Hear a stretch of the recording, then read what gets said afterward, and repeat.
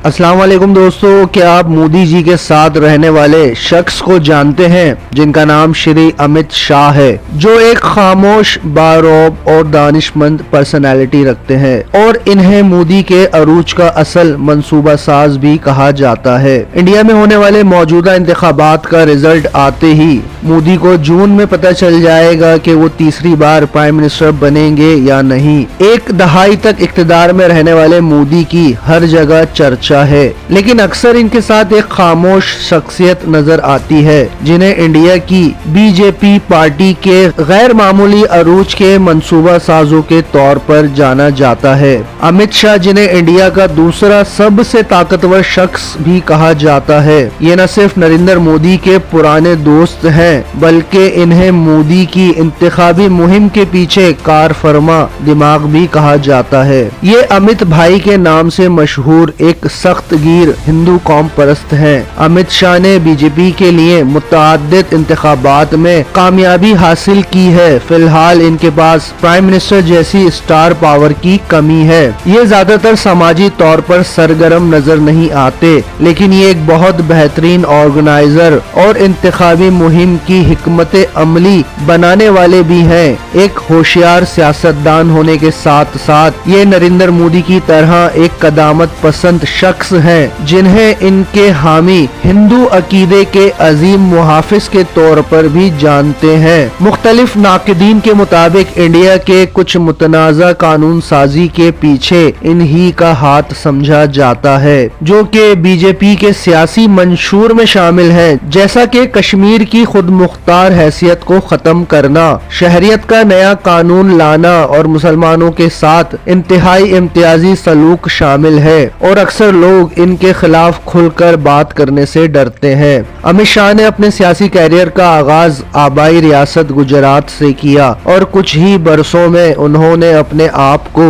मोदी के right hand के तौर पर साबित किया। वो पहली बार 1997 में गुजरात असेंबली के लिए मुंतखब हुए। उन्होंने 1998, 2002 और 2007 में भी इन नशिस्त पर कामयाबी हासिल की। 2014 में उन्होंने इंतखाबात में हिस्सा नहीं लिया, जबकि 2019 में गांधीनगर से पार्लियामेंट के रुकन मुंतखब हुए और रवां साल भी यहीं से इंतखाबात लड़ रहे हैं। 2002 में गुजरात में होने वाले मजहबी फसादात और इसके नताइज ने मोदी और शाह के ताल्लुकात को मजीद मुस्तहकम करने में अहम किरदार अदा किया। इन फसादात में 1000 से ज्यादा लोग मारे गए, जिनमें अक्सरियत मुसलमानों की थी। इन फसादात के चंद माह बाद बीजेपी ने गुजरात रियासती इंतखाबात में वाज़ेह कामयाबी हासिल की और इस तरह अमित शाह को काबीना में 1 दर्जन से ज्यादा वजारतों का कलमदान सौंप दिया गया। इसके अलावा अमित शाह की वजारत दाखिला को रिपोर्ट करने वाली रियासती पुलिस और इस्तिखाजा को सुप्रीम कोर्ट ने फसादात के कुछ मामलों में नाकिस जांच पड़ताल के लिए तनकीद का निशाना बनाया और वो इन इल्जामात की हमेशा तरदीद करते रहे हैं और इन पर आयद इल्जामात की कभी भी प्रॉपर तरीके से तफ्तीश नहीं हो सकी है। इनकी जिंदगी में असल उतार चढ़ाव उस वक्त आया जब उन पर 2005 में एक मुसलमान शहरी सोहराब उद्दीन और उनकी वाइफ के कत्ल के केस में जेल जाना पड़ा। और ये केस उस गोल्डन टाइम पर हुआ जब वो मोदी के जानशीन के तौर पर वजीर आला बनने जा रहे थे और इस ज़मन में उन्हें अपनी पोजीशन से इस्तीफा देना पड़ा और वो 3 माह जेल में रहे। जब इनको जेल से रिहा किया गया तो साथ साथ अदालत ने इन्हें गुजरात छोड़ने का हुक्म भी दिया ताकि वो गवाहों पर असरअंदाज ना हो सके। अपने सुप्रीम लीडर्स और सरपरस्तों की तरह अमित शाह भी अक्सर उन तारीखी गलतियों को दुरुस्त करने के बारे में बात करते हैं जो 1947 में इंडो पाक की आज़ादी के बाद हुई,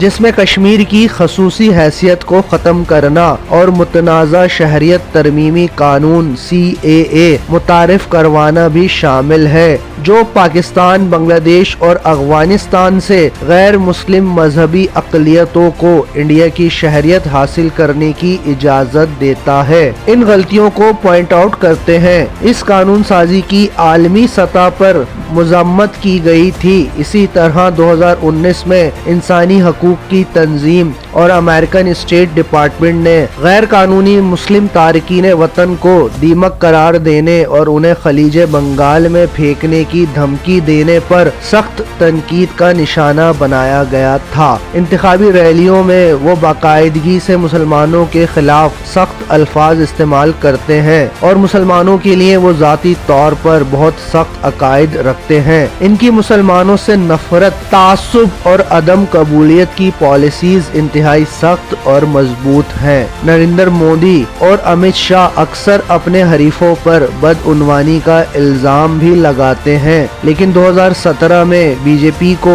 अमित शाह के अकलौते बेटे और बिजनेसमैन जे अमित शाह का दिफा उस वक्त करना पड़ा जब एक न्यूज पोर्टल द वायर ने उन पर करप्शन का इल्जाम आयद किया था कि अमित शाह के दौरे हुकूमत में इनके बेटे के बिजनेस में कई हजार गुना का इजाफा हुआ। इस रिपोर्ट के मुताबिक शाह जूनियर के बिजनेस में 16,000 गुना का इजाफा हुआ है। अमित शाह और उनके बेटे ने इस रिपोर्ट को झूठा, तौहीन आमेज और हद तक आमेज करार दिया था और न्यूज चैनल पर मुकदमा दायर किया था, जिसका फैसला अभी तक इल्तिवा का शिकार है। जिस तरह मोदी जी की उम्र 73 बरस हो चुकी है और वो एक सेहतमंद जिंदगी गुजार रहे हैं, लिहाजा इस बात का कभी इम्कान है कि फिलहाल तो ये ओहदा खाली होता नजर नहीं आ रहा है, लेकिन जब भी इस पोजीशन के लिए किसी दूसरे कैंडिडेट को ढूंढा जाएगा तो वो नाम अमित शाह का ही होगा।